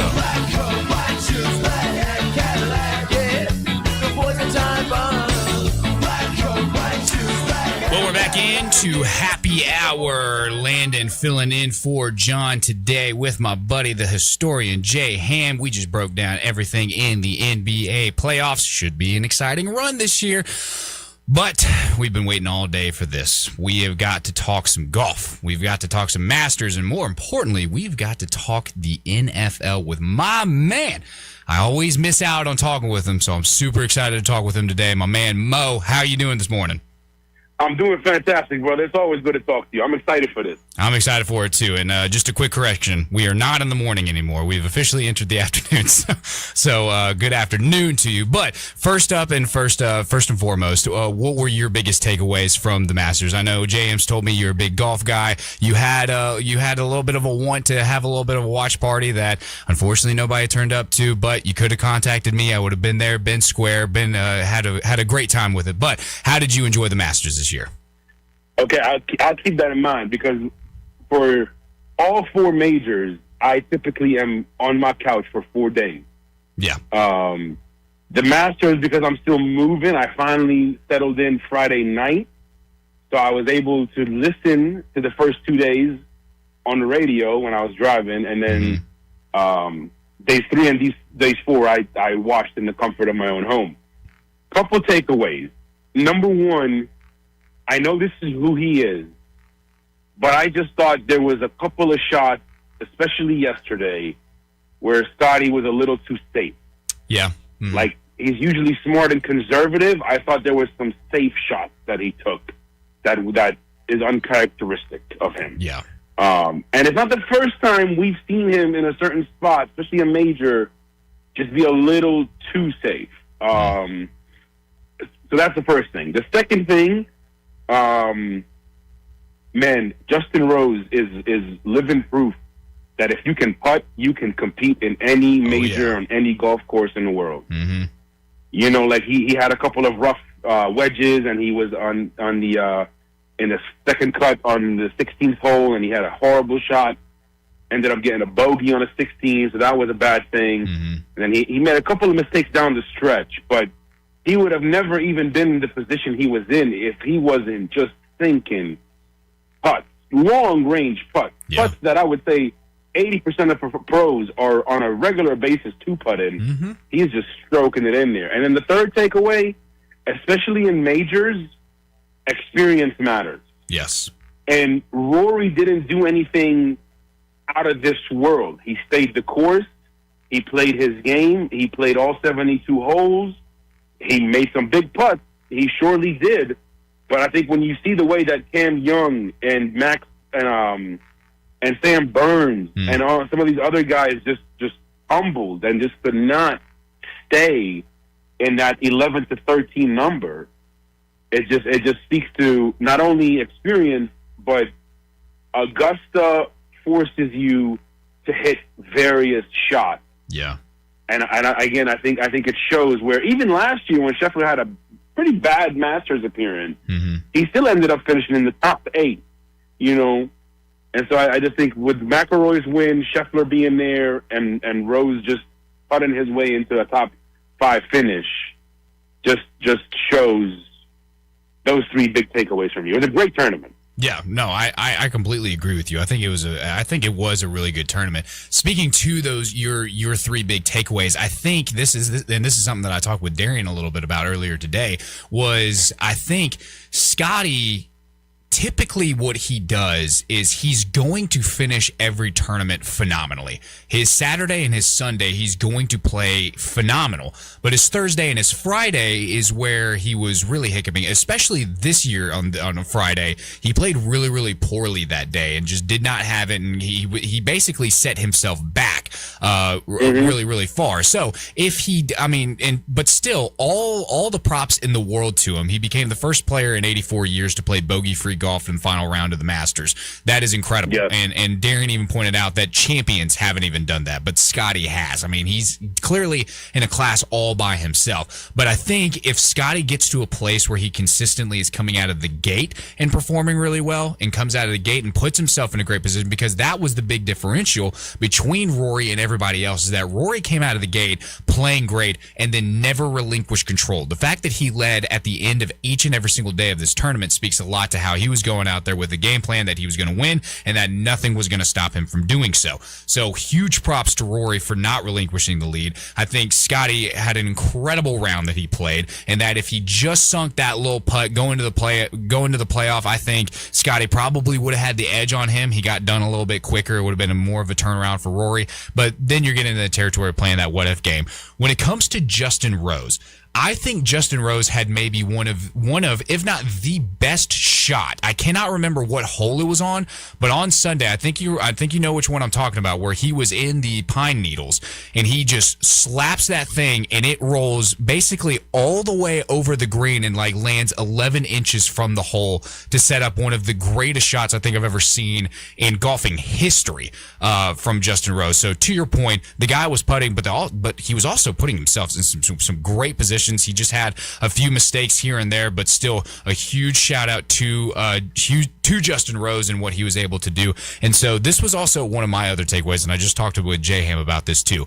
When it comes to Cam Young, I think Cam Young gets a major this year. I don't know which one, but I think he gets one this year because I think he was in a spot where, yes, he was competing. He was doing really, really well. But on the other side of all that kind of stuff, I think Cam being so close in recent memory, like you said, about the experience on a platform like Augusta National. I mean, Rory obviously getting the monkey off of his back from last year. Coming into this year, you saw that he was playing a lot more relaxed. It's like he's been there. He knows what it takes to win. And so, I mean, like it was said, it's going to be a struggle to see if he ever loses this thing again. But yes, experience does really, really matter. So, with all that being said, this was something that in the at the 10 o'clock show, Dave Woloshin mentioned this. He did a quick Google search of just like what Google has to say about the top 10 golfers of all time.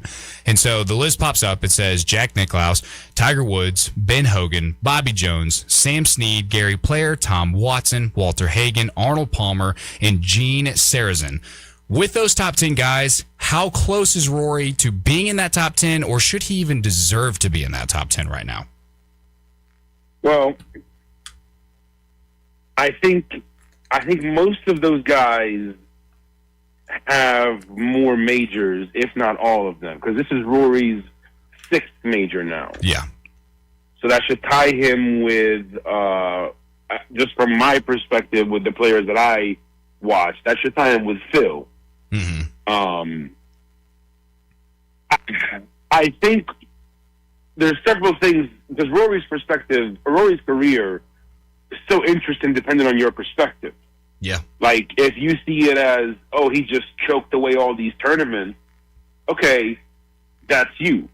But I would say most people that say that are not avid golf fans.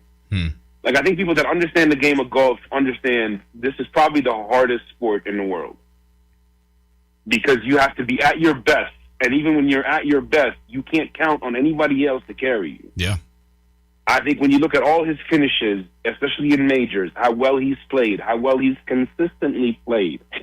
Again, I don't think I am yet qualified to speak on where he lands on the top 10. Mm-hmm. But I would just say legacy-wise, back-to-back Masters now puts him with Jack and Tiger, and obviously Nick Faldo did it, but he doesn't have the name status that Tiger and Jack do. Right. And like he said, like when he won the Grand Slam and by winning the Masters last year, yeah, people thought that was like going to be his swan song. And he was like, no, like, I still have a lot of golf left. He said, I thought it would be a culmination of my journey, turned out to be just the start of my journey. Yeah. So I and me personally, Landon, I try not to bring other sports narratives into golf because it's a different sport. This is a safe space. Go ahead. No, I'm saying, like, I don't like people that say, oh, well, Jordan has more than LeBron, you know, or Montana never lost in the Super Bowl. Like, I don't want to bring that type of narrative to golf, is what I'm saying. Because I think it's just way too pure of a sport. Oh, yeah. But I think legacy-wise, impact-wise, recognition-wise, there is no one that can downplay how important of a figure Rory is to golf. Yeah. Would you say right now Scotty is a better golfer than Rory? So my boy is struggling a little bit, you know? Yeah, but if you look at the way that's going to happen. Right. And if you looked at the way he played Saturday and Sunday, that is the best golfer in the world. Yeah. I like Rory, obviously. Rory played great. But, you know, I don't think we'll see Rory win, like, the Players or the Travelers or the U.S. Open. You know, I don't think that's going to happen. Yeah. But I think what you'll see in the other majors and the other even signature tournaments is no matter what, you know, on Sunday, you got to keep an eye on, okay, well, where's Scheffler on the leaderboard? Yeah. And I just think, like I said, outside of maybe 2 or 3 shots that I felt he was a little too conservative, he's an assassin with an iron. Yeah. So I still think he's and then 2 things. I think last year you saw him towards the tail end regain his putting form, and also this year you're noticing he's swinging a little harder and the ball speed is a little higher. So I think with Scotty, it's only a matter of time before he catches it, and he might have caught it with how he played Saturday and Sunday in the Masters. Yeah. No doubt. Yeah, I agree with you. And I think, too, when it comes to those kind of lists, if we're still debating Scotty, Rory right now, and Scotty's not even being mentioned in that top 10 list right now, then I think it's pretty clear that maybe Rory's not quite there yet. Maybe he's entering a little bit closer, like you said, with his legacy, what he has been able to do with the sport. Scotty may be a little bit newer, but I think, too, if you're having that debate right now and neither one of them are really being considered, then I don't know. I think you have your answer right there. But, Mo, we got to hit a break real quick. On the other side, we're switching up everything. Loved talking golf with you. We're going to have to do that again, but on the other side, we're going to be breaking down this NFL draft, okay? Yes, sir. Perfect. Perfect. Well, we've got Mo sticking with us on the other side for our last little segment of the day. Don't go anywhere. You're listening to Sports 56 and 98.5 FM. Did you miss your favorite Sports 56 show? No! Check out the podcast, broken down hourly at sports56whbq.com or wherever you get your podcasts. Be sure to like and subscribe. Never miss any Sports 56 show again with our podcasts available daily from Sports 56 and 98.5 FM. Air. We breathe it naturally. Simple, right? Not so fast. The air you breathe could be hazardous to your health. Don't guess. Be sure with a phone call to the Memphis Mold Inspector, the only licensed mold assessor in the Mid-South. Call the Memphis Mold Inspector to check the air quality inside your home and office. Protect babies, pets, new homes, old homes, employees, friends, loved ones, and you. Just call 901-292-7788 for clean air and peace of mind. 901-292-7788 for the Memphis Mold Inspector. Unlock your new go-to spot, Codes Dispensary in Steele, Missouri, just over an hour from Memphis. When you're ready for a legal, reliable option for right up the road, explore the full menu of top-shelf products in-store and online. Short on time? Order ahead and cruise through the drive-thru for a quick pickup. Stack rewards while you stock up with Club Codes. Earn points for every dollar spent. Codes Dispensary, now open in Steele, Missouri. Supreme cannabis that's worth the drive. Learn more at codesdispensary.com. That's codesdispensary.com. Listen up, Rebel fans. Your next winning drive starts at Landers Ford in Collierville. Their game plan is simple. Find you the most savings possible. Make a trade, lower your payments, or let them buy your vehicle even if you don't buy from them. That's how you keep moving the chains. Just like the Grove on game day. Fans all across the Mid-South keep coming back to the #1 Ford dealership in Greater Memphis. See them today in Collierville or online at LandersFordMemphis.com. When you own a Landers Ford, you get the support of a certified service tech with the Landers Ford Remote Service Experience Program. They pick it up, drop it off, or fix it on the spot, so you're never left watching from the sidelines. To finish the drive, the iconic Landers Easy Pass always brings more for your trade and the biggest discounts to put you in victory formation. And now, straight from the 1977 Ole Miss football team that took down #1 ranked Notre Dame, the final snap of the day from Landers Ford President Don Kitchens. If it doesn't say Landers, you paid too much. As reported on Ford's 2024 total new vehicle retail sales report, Memphis Market. This is Kelly Erb with Mark Spensdorf Realtors. I have worked with Sheldon Rosengarten for over 10 years and have noticed something about the way he works with his clients. He is way too honest, and they are grateful for us for pointing out things they were not aware of. This is Sheldon, and yes, being honest has caused people to really think about what they need to do to sell their homes or when they buy. Kelly and I have advised people about what are the best and most economical things to do to prepare their homes for the market to get the best prices. And Sheldon, we always provide our buyers with the necessary background research to advise them before they make an offer on a house. And yes, we have even sometimes talked clients out of buying, and they're grateful for us pointing out things they were not aware of. So if you're thinking of buying a home, call or email Kelly or me, and before you list your home, talk to 2 to 3 real estate brokers, but make sure we are one of them. Yes, remember to call me, Kelly Erb, at 355-3830. And when you want the job done, call Sheldon at 483-0546 or MemphisRelocate.com. Call us today. Let me ask you something. I bet it's Central Barbecue related. It is Central Barbecue related. Shoot. You don't want me to ask you a Central Barbecue related question? No, I mean shoot as in go ahead and ask. Oh, you can be very confusing. Ask your question. Which one of Central Barbecue's sauces is your favorite? That's a trick question because, Central Barbecue's slogan is smoke is our sauce, so you don't really even need a sauce. Other than smoke, what's your favorite sauce? I can't do all of them all. Mild, hot, mustard, vinegar, hot vinegar, sweet heat, all of them. And that is how you make a Central Barbecue radio commercial. 4.9-liter V8, 0 to 60, and I'm about to find out. Now, back to Sports 56 Happy Hour on Sports 56 and 98.5 FM. This hour is brought to you by Tito's Vodka.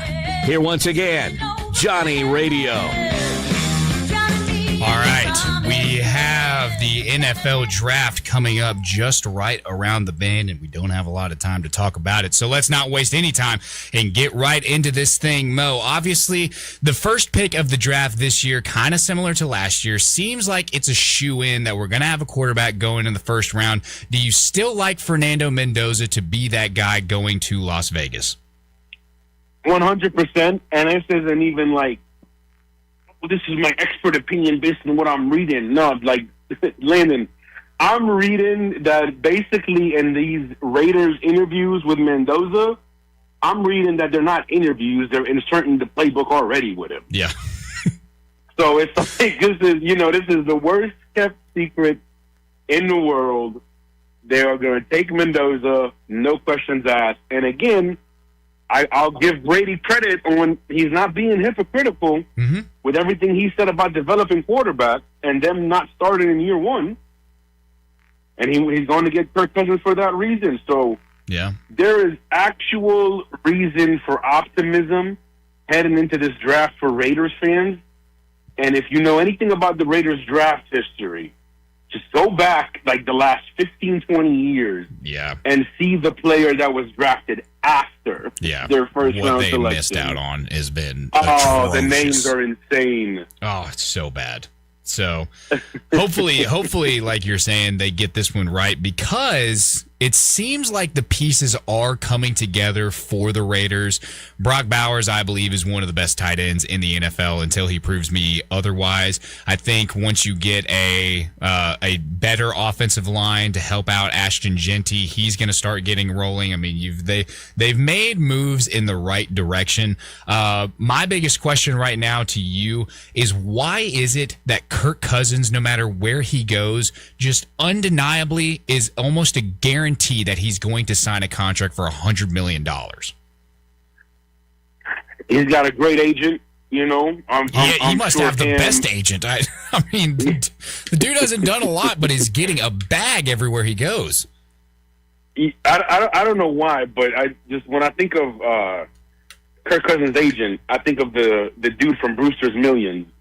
Wasn't that John Candy with him? I'm pretty sure it was John Candy. That was John Candy. Yeah.